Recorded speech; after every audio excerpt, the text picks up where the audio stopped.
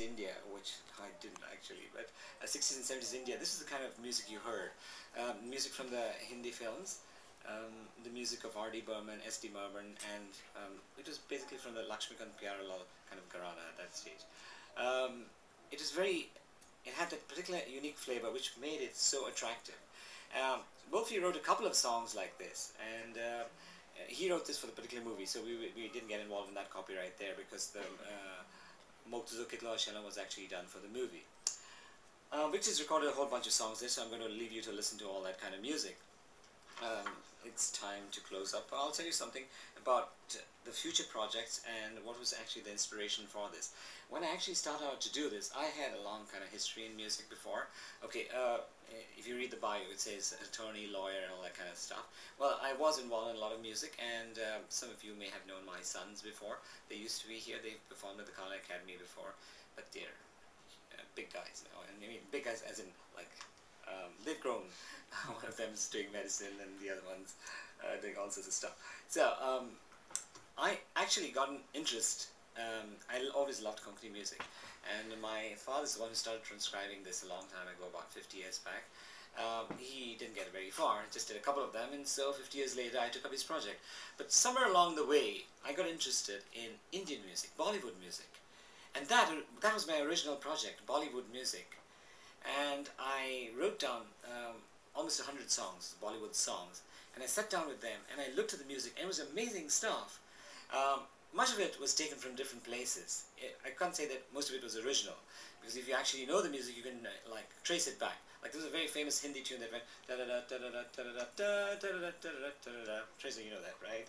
Okay, Mozart Symphony No. 40. It was blatantly lifted, right?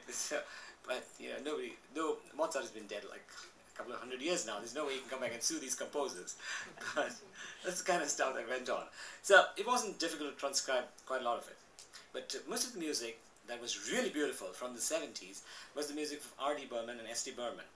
There were a couple of composers, arrangers really, music directors we call them, like Lakshmikant Pyarelal and Shankar Jaikishan. And the lyricists of that time were people like Sahir Ludhianvi, Anand Bakshi. And I was fascinated by that music. I had a Western upbringing, and I loved Western music, and I loved Western pop music and jazz and all this kind of tradition. But I had an interest in all kinds of music.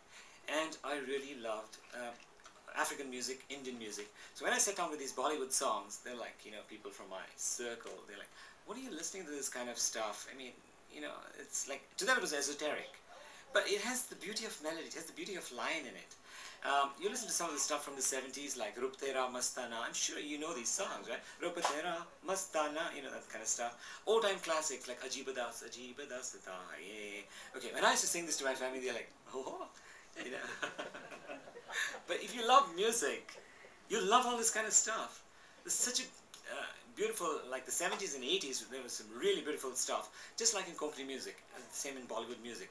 And I transcribed a whole bunch of them, and I will eventually get down to doing them because I'm involved in some kind of, you know, there's a lot of these Bollywood composers want us to do this kind of stuff, but I'm not really involved with that, the commercial aspect, which is basically just doing a melody line. I would like to do the whole thing, the piano arrangement, the lyrics, the translation, the liner notes, stuff like that. I would rather give the complete product, just like I'll be doing with this book. And eventually, I would like to have a jazz arrangement available for people to listen to. Okay, enough of me talking for today. We have to get our chief guest. He will probably say a few words for you. But in the meantime, before he does, where's Wilma? Do you want Mr. Falero presented first? Yes. Okay.